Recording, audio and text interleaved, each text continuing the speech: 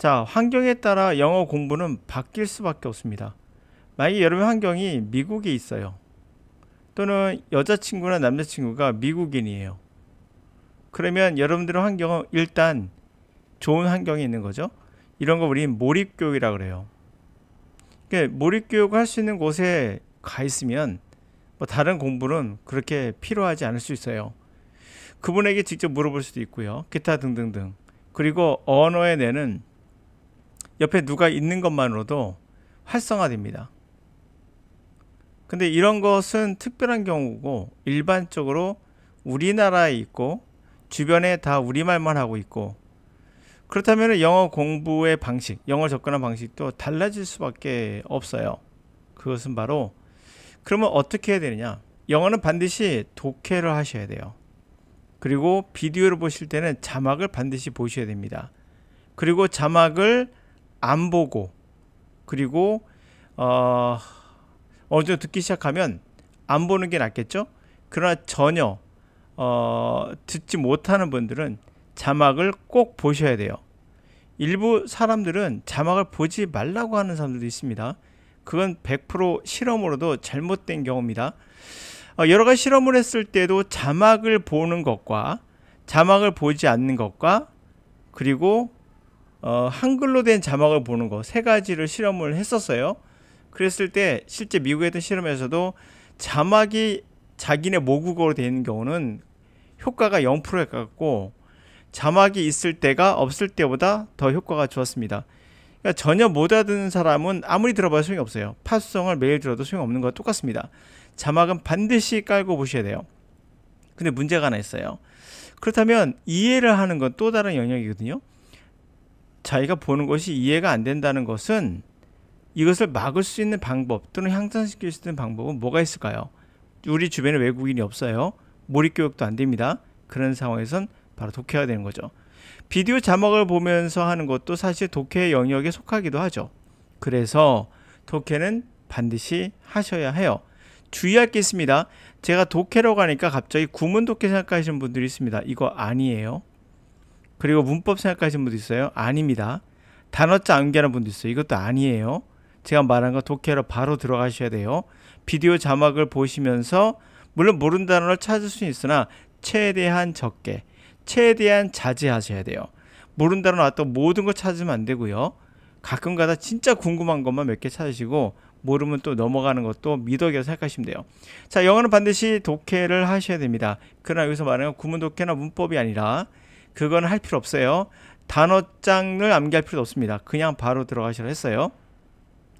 그렇기 때문에 만약에 여러분들이 하거나 또는 자제분들이 있으면 반드시 영어 공부하실 때 수능을 준비하든 또는 토익을 준비하든 토플을 준비하든 어떤 공부든 간에 기본적으로 독해는 베이스로 깔고 가셔야 돼요. 여러분이 원어민이 주변에 없는 이상. 그러면 지금 이와 같은 현상이 발현되거든요. 지금 나오는 이 지문은 EBS 파이널에 나온 지문인데요.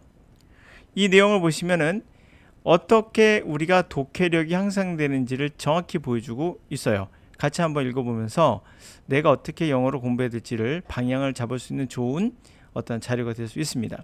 물론 실험은 아닌데 이 사람이 뭐 내피셜인지 정확히 모르겠으나 저도 동감하고 있는 부분입니다. Literature is a particularly good source for developing student abilities to infer meaning and to make interpretation. 자, 문학이라는 것은 좋은, 특히 좋은 소스예요. 아이들이 의 능력을 개발해서 의미를 추론하거나 또는 해석을 할 수 있게 해주는 거.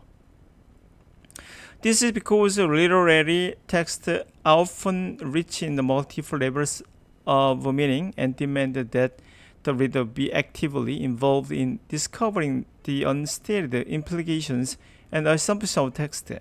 이것은 왜냐하면 이유가 나오죠. 이 문학의 문자는 문학에 나오는 그런 문자들은 결국 뭐가 풍부하죠? 리치하죠? 다양한 레벨의 의미를 풍요롭게 갖고 있어요. 그리고 어떤 걸 요구합니까? 그 리더들에게 적극적으로 관여하게끔 해요. 뭔가를 발견하게끔.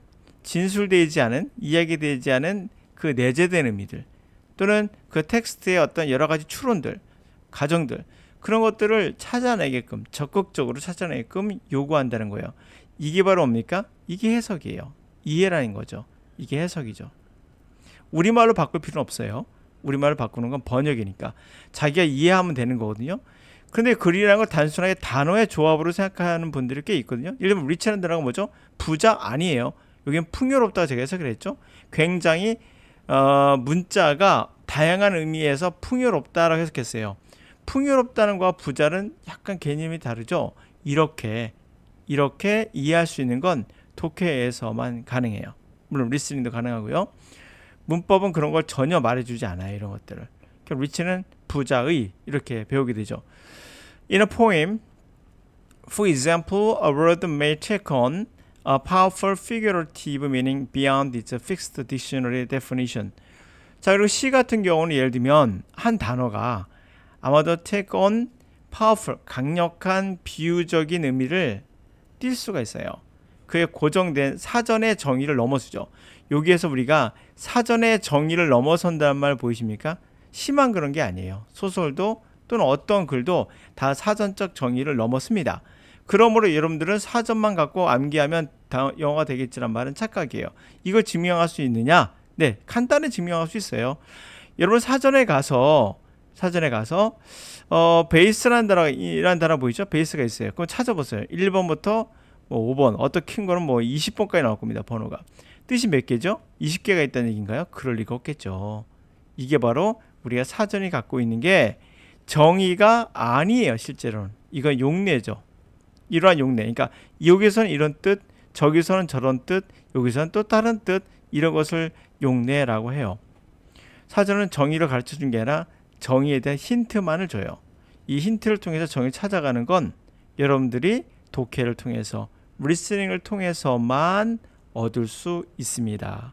그러면 독해를 해야 될까요? 당연히 사전을 암기할 필요 없다는 얘기를 제가 드리고 있는 겁니다. 여러분 단어의 정의를 알아야 되는 거지 힌트를 알아서는 안 되는 거죠. 힌트를 통해서 정의를 찾아낼 수 있어요. 그 정의는 우리는 몰라요. 아무도 모릅니다. 여러분 가르친 영어 선생님들도 몰라요. 아는 척하지 말라고 하세요. 정의 아는 사람 전 세계에 아무도 없습니다. 언어학적으로 이 단어의 정의는 몰라요. 그냥 베이스, 기초라고요? 그럼 여기서 기초라 해석해 보세요. 안 될 겁니다. 하여튼 시작해보죠. 하여튼 사전의 정의를 넘어선다는 겁니다. Trying to ascertain this hidden meaning provide excellent opportunity for students to discuss their own interpretations based on the evidence in the text. 자, ascertain 이게 이제 확인하는 거죠. 이러한 hidden 숨어있는 meaning 의미를 확인하려고 하는 건 결국 excellent 훌륭한 opportunity 기회를 제공해 주죠. 학생들에게 뭐하도록 그들의 자신의 interpretation 해석을 discuss 한번 토론해 보는 거죠. 근데 그 베이스는 뭐에 있는 거예요? 텍스트를 근거로 해서 한 거죠. 텍스트에 어떤 에비던스 나와 있는 그 근거를 베이스로 해서 하는 겁니다. 어때요? 제가 베이스로 말하니까 우리 더 해석이 되죠. 자, 그리고 따라서 by encouraging our students to struggle with the multiple ambiguities of literary text, teachers are helping to develop students' overall capacity to infer meaning. 따라서 우리가 아이들에게 부추기는 거죠. struggle with. 맞자고 싸워라. 다양한 ambiguity, 모호한 문학적 문자들과 맞서 싸우는 struggle with를 이제 씨름하다 생각하면 되는 거예요. 이런가 이제 씨름을 함으로써 선생들은 뭘 개발하는 데 도움을 줍니까? 학생들의 오버롤 전체적인 캐퍼시티 능력을 추론 능력을 개발하도록 도와주는 거죠. 이게 뭐예요? 이게 바로 물론 이건 라이팅 언어 글이지만 글은 곧 랭귀지는 아니에요. 이건 라이팅이기 때문에 라이팅은 랭귀지가 아닙니다. 라이팅은 시스템이지. 그러나 이것을 또 어떻게 보면 깊이 들어가면 랭귀지의 역할을 하죠. 그걸 그대로 적은 거기 때문에 또 물론 그러므로 중요한 결론은 영어는 반드시 누가 뭐래도 그냥 그렇게 하셔야 돼요. 뭐 어떤 사람은 뭐 독해를 뭐 어쩌고 비디오 자막을 꺼라 뭐 어떻게 등등 과학적으로 증명된 건 우리는 언어를 직접 누군가를 통해서만 배울 수 있어요. 그렇지 않다면 배울 수 있는 방법은 독해와 리스닝 말고는 없어요. 근데 독해는 어떻게 해야 된다? 그리고 리스닝이 어떻게 된다? 그냥 팝송 듣듯이 매일 들어봐야 아무 소용 없어요. 비디오 틀어놓고 어린아이가 본다고 해서 언어가 되지 않아요. 부모들이 가장 착각하는 게 영어 동화 틀어놓고 학생들이 보면 얘가 영어를 할 거라고 착각을 해요. 결코 그럴 수 없습니다. 다 실패입니다. 이건요. 외국인을 놔둬요. 그러면 돼요. 그럼 그게 아니라면 안 됩니다. 인간을 통해서만 배울 수 있는 언어의 뇌는 그때만 작동하기 때문에 그래요. 그럼 어떻게 해야 되냐? 우리가 바로 말씀드린 대로 이해를 해야 돼요. 이해를 하기 위해서는 반드시 독해를 수반해야 됩니다. 독해를 안 하고는 불가능해요. 그러므로 비디오는 반드시 자막을 깔고 보셔야 돼요. 그리고 어느 순간부터 자막을 빼셔야 돼요. 빼셔야 됩니다. 그래야 늘죠. 듣기가. 처음에 배울 때를 얘기하는 거예요. 최대한 단어는 적게 찾으시고. 자, 여러분들 수능 공부하시는 분, 어떤 공부하시는 분이다 전부 다 독해로, 그리고 비디오 리스닝으로, 유튜브 리스닝으로 같이 시작하셔야 됩니다. 같이 가야 돼요.